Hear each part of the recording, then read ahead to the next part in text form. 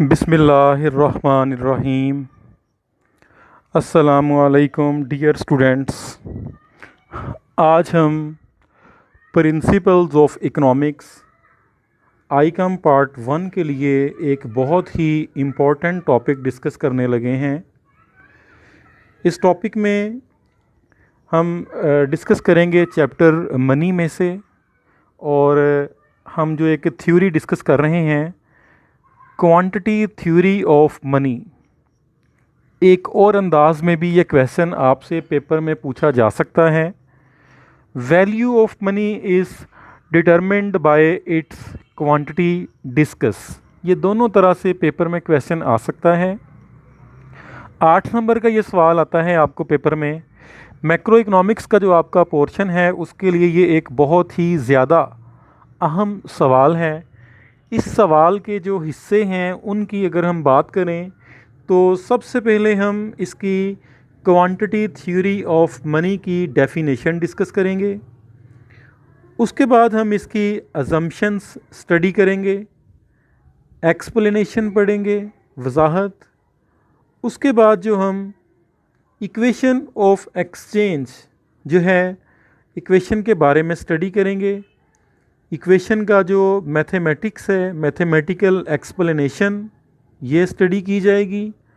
और आखिर पे हम इसका क्रिटिसिज्म या जो लिमिटेशंस हैं उन पे रोशनी डालेंगे। तो पेपर के लिए इसका जो क्रिटिसिज्म है वो भी बहुत ही ज़्यादा इम्पॉर्टेंट है। पेपर में जब भी ये क्वेश्चन आएगा इसका क्रिटिसिज्म ज़रूर पूछा जाएगा। तो स्टूडेंट्स, ये एक बहुत ही आसान सवाल है। इसको बहुत ही आसान तरीके से हम स्टडी करने की कोशिश करेंगे। तो स्टार्ट कर रहे हैं जी हम सबसे पहले डेफिनेशन से। Simple definition: other things remain the same, there is positive relationship between the quantity of money and the price level. On the other side, there is negative relationship between the quantity of money and value of money. This relationship is proportionate। ये एक simple definition हमने पढ़ी है जिसके मुताबिक मिक़दार ज़र और कीमतों की सतह में मुस्बत तअल्लुक़ पाया जाता है। दूसरी जानब अगर हम बात करें, मिक़दार ज़र और कदर ज़र में मनफी तअल्लुक़, उल्ट तअल्लुक़ पाया जाता है। और ये जो तअल्लुक़ होता है ये प्रपोर्शनेट होता है, बिल्कुल सेम प्रपोर्शनेट, उसी तनासब से, यानी कि दोनों में इजाफ़ा और दोनों चीज़ों में जो कमी है वो बिल्कुल एक ही निस्बत के साथ, एक ही तनासब के साथ, सेम परसेंटेज के साथ होती है। According to Fisher, other things remaining unchanged as the quantity of money in circulation increases, the price level also increases in direct proportionate, and the value of money decreases and vice versa। जी, Fisher की definition के मुताबिक दीगर हालात जो हैं वो change ना हो, जब मिक़दार ज़र जो कि गर्दश में है उसमें इजाफ़ा होगा, यानी कि मिक़दार ज़र गर्दश में, उसमें जब गर्दश में मिक़दार ज़र में इजाफ़ा होगा, मिक़दार ज़र से मुराद वो रुपया पैसा है, वो रकम है कि जो सर्कुलेट कर रही है इकोनॉमी में। जब उसमें इजाफ़ा होगा तो उस इजाफ़े से कीमतों की सतह में भी इजाफ़ा हो जाएगा, यानी कि लोगों के पास पैसा ज़्यादा होगा, लोग शॉपिंग ज़्यादा करेंगे, तो उस वक्त मुल्क में चीज़ों की कीमतों की सतह में भी इजाफ़ा हो जाएगा। फिशर के मुताबिक इन डायरेक्ट प्रपोर्शनेट, बिल्कुल रास्त तनासब के साथ, and the value of money decrease, और इससे ज़र की जो कदर है, वैल्यू ऑफ मनी जो है वो डिक्रीज़ हो जाएगी, एंड वाइस वर्सा, और इसके उल्ट, यानी कि जब इसके अगेंस्ट, जब मुल्क में रुपए पैसे की गर्दिश में कमी होगी तो चीज़ों की कीमतों में भी कमी हो जाएगी और रुपए पैसे की जो वैल्यू है वो बढ़ जाएगी। तो स्टूडेंट्स, यहाँ पे हमने ये बात डेफिनेशन बड़ी इंपॉर्टेंट है। डेफिनेशन में हमने ये चीज़ डिस्कस की है कि जब किसी मुल्क में रुपए पैसे की सर्कुलेशन गर्दिश बढ़ती है तो उस मुल्क में जो कीमतों की सतह है, प्राइस लेवल जो है वो भी बुलंद हो जाता है और इसके साथ साथ मुल्क में रुपए पैसे की जो कदर है उसमें कमी वाक़ई हो जाती है। अजम्पशंस में हम डिस्कस कर रहे हैं जी। सबसे पहले हमारे पास फर्स्ट अजम्पशन है डिमांड फॉर मनी, यानी कि जो चीज़ की डिमांड है वो कांस्टेंट रहे। रुपए पैसे की जो डिमांड है, चीज़ से मुराद यहाँ पे मनी है, ज़र है, रुपया पैसा है, रुपए पैसे की जो डिमांड है, जो तलब है, वो साकन रहे। Number 2, velocity of circulation of money. There should be no change in velocity of circulation of legal tendered money and credit money. लोगों के पास जो उनका रुपया पैसा है वो और लोगों ने जो बैंकों से रुपया पैसा उधार लिया हुआ है उनकी जो गर्दिश की रफ्तार है उसमें किसी किस्म का कोई चेंज ना आए। नंबर 3 पे हम डिस्कस कर रहे हैं volume of trade. There should be no change in the volume of transactions, the volume of trade and national income, यानी कि जो हम ट्रांजैक्शंस करते हैं कारोबार वगैरह, उसका जो वॉल्यूम है, तिजारत है, कौमी आमदनी है, उनके वॉल्यूम उनके हजम में किसी किस्म की कोई तब्दीली ना आए, यानी कि कौमी आमदनी भी उतनी ही रहे जितनी है, तिजारत उतनी रहे जितनी है, इनमें कोई तब्दीली वाक़ई ना हो। नंबर 4 पे हम बात कर रहे हैं savings and barter system. It is assumed that there is no change in direct barter exchange of goods। चीज़ों का जो बार्टर सिस्टम है, बराह रास्त तबादले का निज़ाम है, वो जैसे है वैसे रहे, उसमें कोई इजाफ़ा या कमी वगैरह ना हो। Proportionate relationship. नंबर 5 पे हम बात कर रहे हैं the positive and proportionate relationship between legal tender money and credit money is assumed. यहाँ पे हमने फ़र्ज़ किया है कि रुपए पैसे जो हमने हमारा पर्सनल अपना कमाया हुआ पैसा है और जो पैसा हमने बैंकों से उधार लिया हुआ है, इसके दरमियान में भी प्रपोर्शनेट रिलेशनशिप है। यानी कि अगर मुल्क में 2 लाख जो है वो लीगल टेंडर मनी है तो क्रेडिट मनी जो होगी वो मुमकिन है कि वो 4 लाख हो जाए। अगर लीगल टेंडर मनी 10 लाख है तो क्रेडिट मनी जो होगी वो इससे डबल 20 लाख होगी। ये लाजमी है, ये हमने फ़र्ज़ किया है कि इसका जो तनासब है वो सेम रहेगा, उसमें कोई तब्दीली नहीं होगी, वो प्रपोर्शनेट चेंज बिल्कुल एक तनासब के साथ वो मौजूद रहेगा। नंबर 6 पे हम डिस्कस कर रहे हैं शॉर्ट रन।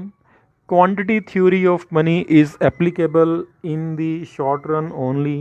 ये नज़रिया जो है वो सिर्फ़ और सिर्फ अरसा कलील के लिए काबिले इतलाक़ है।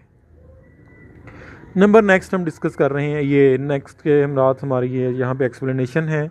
एक्सप्लेनेशन में हम बात कर रहे हैं according to the quantity theory of money, when the quantity of money is increased in the economy the price level also increased and value of money false.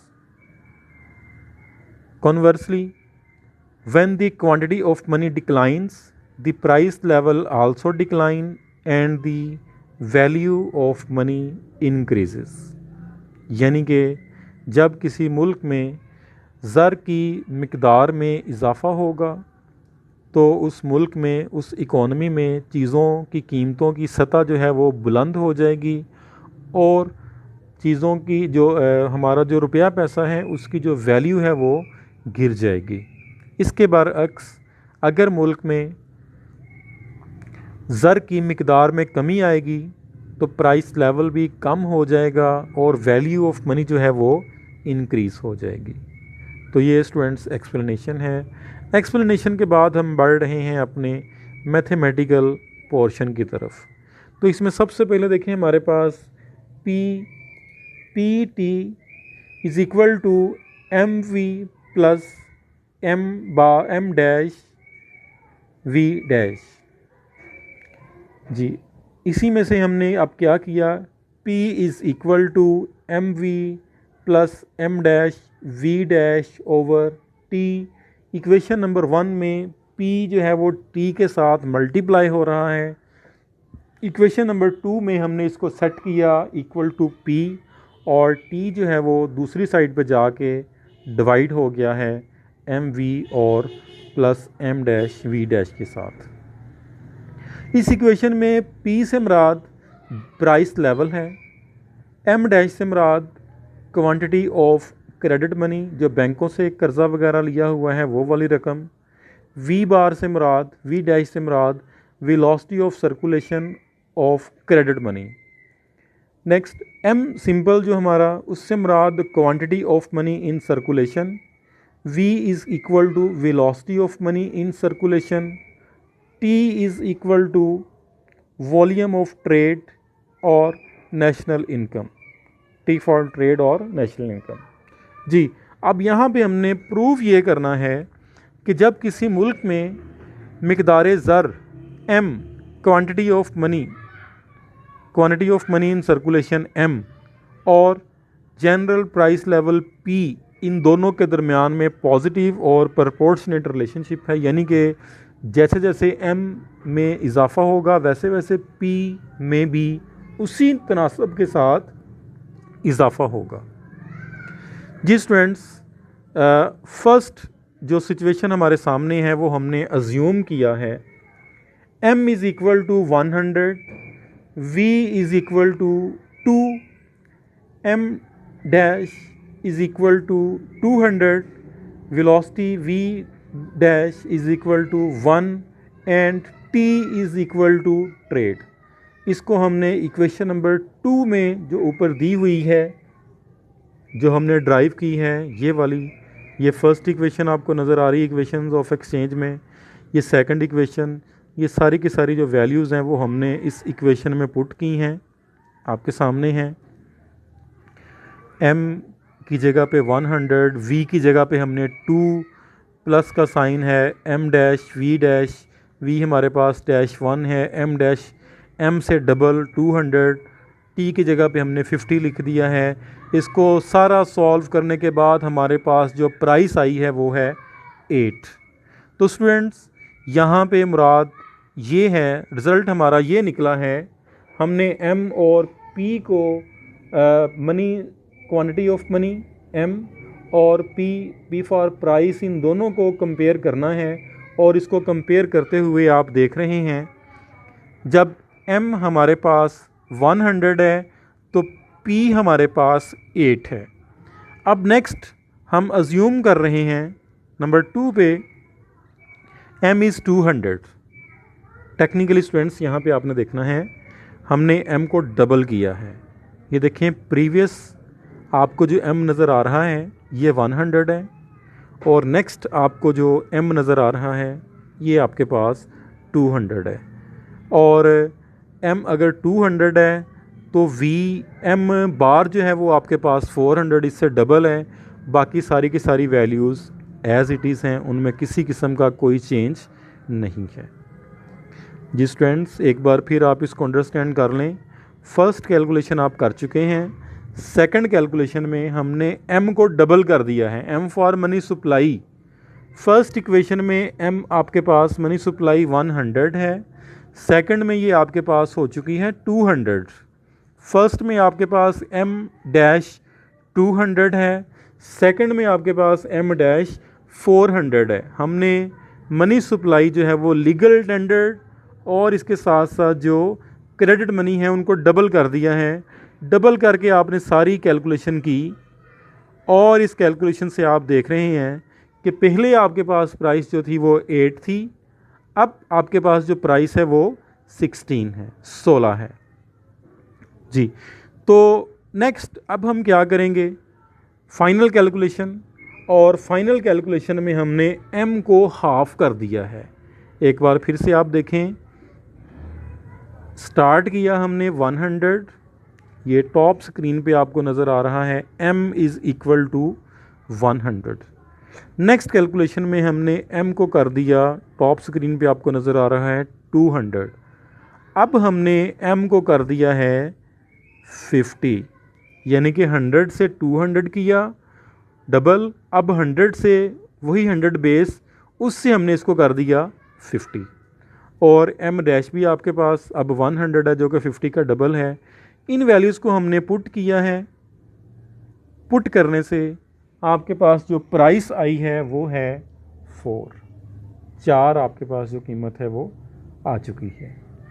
तो स्टूडेंट्स, इस कैलकुलेशन में आपने देखा कि सबसे पहले आपके पास जब m आपके पास 100 है तो प्राइस आपके पास 8 है।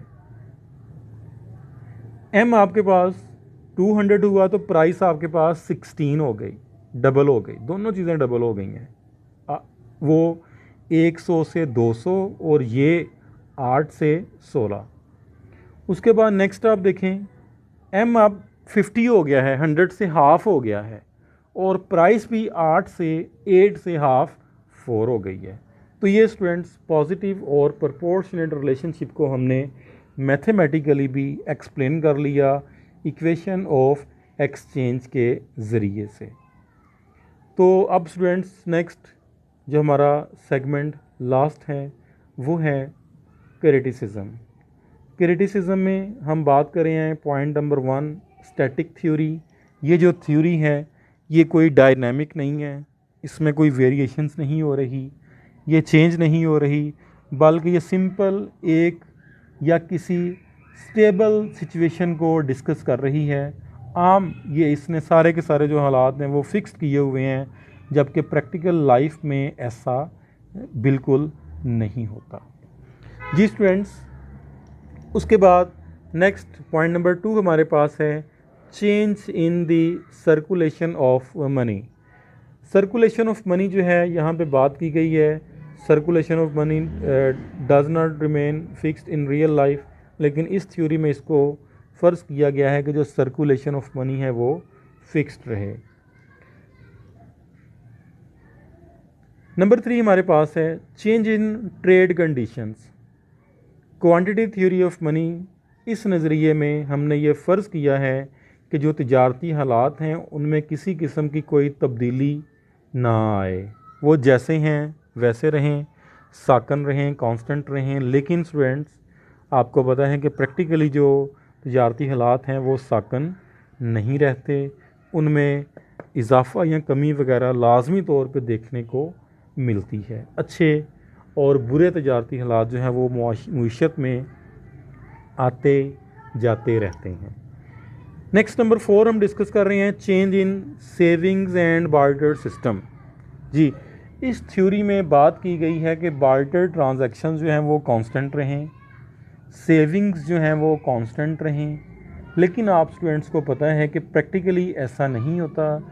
अमली ज़िंदगी में बार्टर सिस्टम बराह रास्त तबादले का जो निज़ाम है वो भी तब्दील होता रहता है और लोगों की सेविंग्स भी बदलती रहती हैं। नंबर 5 हमारे पास है नॉन प्रपोर्शनेट चेंज। इस थ्योरी में फ़र्ज़ किया गया है कि जितनी मिकदार ज़र बढ़ेगी बिल्कुल उतनी ही कीमतें बढ़ जाएंगी, जितनी मिकदार तलब कम होगी बिल्कुल उतनी ही जो कीमतें हैं वो भी कम हो जाएंगी। लेकिन प्रैक्टिकली ऐसा बिल्कुल नहीं होता, प्रैक्टिकली ऐसा बिल्कुल नहीं होता, क्योंकि इस प्रपोर्शनेट जो ये प्रपोर्शनेट है इसमें तब्दीली आ सकती है। ऐसा नहीं हो सकता कि प्राइस और मिकदार ज़र जो है उसमें बिल्कुल उसी परसेंटेज का चेंज हो, दोनों में इजाफा या दोनों में कमी बिल्कुल 100% आपस में एक दूसरे के बराबर हो, ये नामुमकिन है। Next point number 6 long run. ये थ्योरी सिर्फ शॉर्ट रन में एप्लीकेबल है, लॉन्ग रन में ये एप्लीकेबल नहीं है। नेक्स्ट हम पॉइंट नंबर 7 डिस्कस कर रहे हैं नो फुल एम्प्लॉयमेंट। इस थ्योरी में फ़र्ज़ किया गया है कि इकोनॉमी में फुल एम्प्लॉयमेंट है, लेकिन प्रैक्टिकली ऐसा नहीं होता। प्रैक्टिकली जो है वो आपको पता है कि जो इकोनॉमी में अनएम्प्लॉयमेंट जो रेट्स हैं, कभी अनएम्प्लॉयमेंट ज़्यादा हो जाती है, कभी कम हो जाती है। तो मुईशत में मुकम्मल रोज़गार के हालात नहीं होते। लास्ट पॉइंट है rate of interest is ignored. यहाँ पे देखें हम मनी सप्लाई की बात कर रहे हैं जिसका लिंक जो है वो बैंकिंग सेक्टर के साथ है। तो लेकिन इसमें हम प्राइस की बात कर रहे हैं, रुपए पैसे की गर्दिश की बात कर रहे हैं, उसकी सर्कुलेशन की बात कर रहे हैं, उसकी मिकदार की बात कर रहे हैं, उसकी वैल्यू की बात कर रहे हैं। और ये सारी बातें जो हम कर रहे हैं ये इंटरेस्ट रेट को इग्नोर करते हुए कर रहे हैं। ऐसा नहीं हो सकता, ऐसा नहीं होना चाहिए। इस थ्योरी के लिए जो रेट ऑफ इंटरेस्ट है, शरह सूद जो है, ये बड़ी इम्पॉर्टेंट है। उसके बगैर ये थ्योरी नामुकम्मल है। उसको इस थ्योरी में सरासर नज़रअंदाज किया गया है जो कि नहीं होना चाहिए। तो स्टूडेंट्स, आज के इस टॉपिक में हमने क्वांटिटी थ्योरी ऑफ मनी जो है वो डिस्कस की है। क्वांटिटी थ्योरी ऑफ मनी, सबसे पहले हमने इसकी डेफिनेशन पढ़ी, यानी कि आपको पता है कि मिकदार ज़र और कीमतों में मुस्बत तल्लुक़ पाया जाता है, दोनों में इजाफ़ा होता है और बदले में जो कदर ज़र है वो गिर जाती है, निस्फ हाफ कम हो जाती है। अजम्पशंस हमने पढ़ी, इसकी आपके सामने हैं, 6 अजम्पशंस हैं। उसके बाद हमने बात की इसकी एक्सप्लेनेशन की।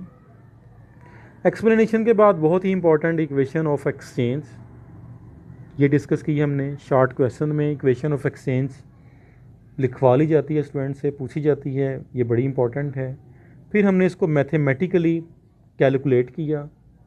नेक्स्ट 2 स्टेप्स में इसको हमने प्रूफ किया है इसको कि ये डबल हो रही हैं दोनों चीज़ें और दोनों चीज़ें हाफ़ हो रही हैं। और फिर आखिर पे हमने इसका जो क्रिटिसिज्म है वो स्टूडेंट्स के सामने डिस्कस किया है। इसके जो 8 पॉइंट्स अभी ये जो आपको आपकी स्क्रीन पे नज़र आ रहे हैं। तो मुझे बड़ी उम्मीद है कि ये बहुत इंपॉर्टेंट क्वेश्चन जो है वो आपको अच्छी तरह से समझ आ चुका होगा। तो आपने इसको मज़ीद रिवाइज़ करना है, इस वीडियो को आपने एक बार फिर से देखना है। ये कैलकुलेशन आप ख़ुद एक बार वैल्यूज़ का डबल और हाफ़ करके कैलकुलेट करेंगे तो इंशाल्लाह ये क्वेश्चन आपको अच्छी तरह से समझ आ जाएगा। अल्लाह हाफिज़।